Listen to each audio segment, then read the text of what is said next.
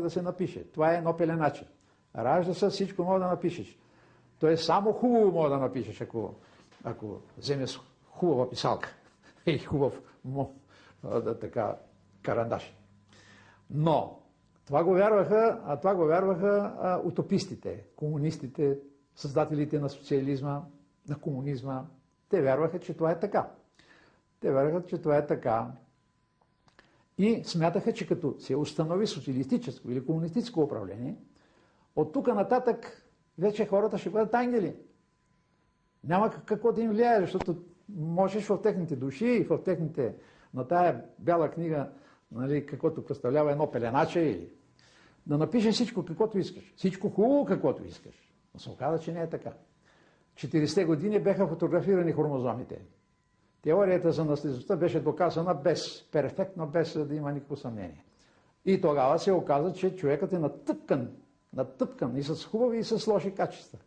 Тоест и с тъмни оловни нагони, които го са така свързани с инстинкта за самосъхранение, които се разпалват от време на време, както е сега, например, в нашето време, и всичко опустошават. И възпитание, което е образувано в продължение на 5000 години, нашия сега ще е морал от 5000 години, а сега виждате, че го демонтираме. Сега вече го срутваме. Неолибералните ценности вече не ги зачитат. Знаеме го това.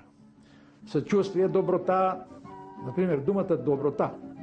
Да си е прочел някъде в нашите вестници от 40 години насам, думата човещина, да се е видял някъде в някой вестник, да се е появила.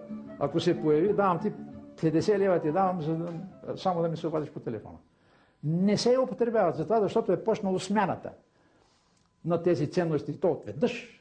И то от 1944 година, когато, нали, влезохме в социализма и социализма оповести своите нови ценности. На мястото на основния дял от Отечеството, класово-партийната и прочее нали, битка и битки и т.н. И се промени това нещо. Живяхме 40 години, станаха, промени се, човека се промени, българина се промени. Нов, този българин сега около нас е нов. Това не е българина до 1944 година. До 1944 година е класиката. Българина, нали, така, с неговия характер, с неговите заложби и т.н. бяха съвършено преобразени. И за хубаво, и за лошо. Но главно за лошо. Главно за лошо. Вече морала беше тогава още демонтиран. Традиционният морал не кради, не убивай, беше свършено. Само не кради от партията. Нали? И само не лъжи партията. Иначе можеш да лъжиш, можеш да крадеш. Знаем си го това нещо, живеем го това време. Тези замъци, борци, които се строят от накрадени пари и така нататък, и то се прави демонстративно, въобще никой не чувства нито грях, нито срам, защото, пак казвам, нали, този морал беше сринат, неусетно и постепенно беше сринат, а сега па съвсем го няма. И ние стигаме до въпроса, ние опираме до въпроса това нещо като явление ще има ли край, няма ли да има край и защо този народ, другия народ, който, нали, е потърпевш, не реагира на това нещо.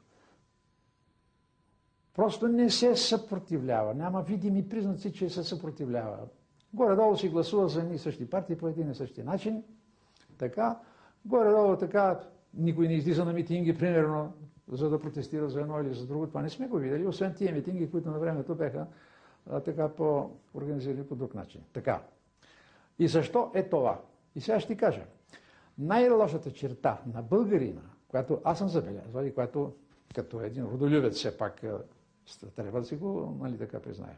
Най-лошата, а може би единствената му лоша черта е това, че по времето на така нареченото османско владичество, да не казвам, нали, робство, нито присъствие, по така нареченото османско владичество този е имало специална система за мачкане на самочувствието на българина. Знае, че не са му давали да носи, примерно на раятата и наречената рая, не са и давали да носи шапка по-висока от 2 пръста. И от тогава са уния капици заоблени, ако си ги виждал, нали, още останали по това. Високи шапки не. Разноцветни дрехи не. Т.е. червено, синьо, ярко, такова не. Сиво и черно. Черно и сиво. Това е бил той заставен да носи. И когато се хванали Чавдар войвода, прочутия Чавдар войвода, 1600 39 или 79 година ли беше, не мога да си спомня, сега справката не мога да я направя, но са го хванали него. И Битолския съд го съди. И го осъжда на смърт не защото бил обрал там и бил застрелял там някакви, нали, правоверни жители тогава, а защото е носил шапка переница и се е обличал во червена кабаница. Значи в червен мурлук. Всички мурлуци били сиви, той го натопил в един казан червена боя и носи червена дреха. Това, което е позволено само за владетелите, това, което е с Турция. Но това трае 500 години. Не може да яхне кон и да мине с него през населено място. Трябва да слезе.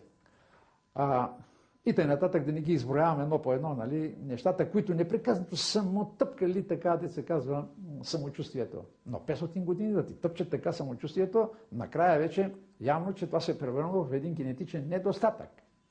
И вече се е отразило на българина и сега няма в света. Мисля, че няма в света. Даже в Африка тези сомалийците са с много по-високо самочувствие, колкото, да речем, ние българите. Това чуждопоклонство, за което говори още Славейков, говори, че сме най-чуждопоклонният така, склонен към чуждопоклонство народ. Това, че езика, въобще не го бръснеме нашият език за нищо и го тъпчеме непрекъснато с чужди думи. Ма какво е това? Ами ние се отрекахме от песните си. Има ли балкански народ?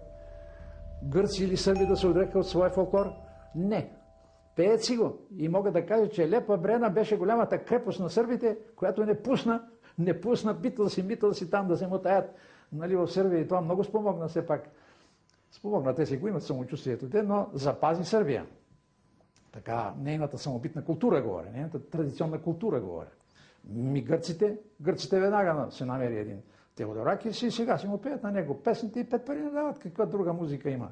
Ние само тук се кълчиме, да пущаме такива нали, вносни, така наречената поп-култура и тия песни, нали, ето непрекъснато и, нали, по телевизията и по радиото ги слушаме и така нататък, и които затриха нашите народни песни. Ние нямаме народни песни.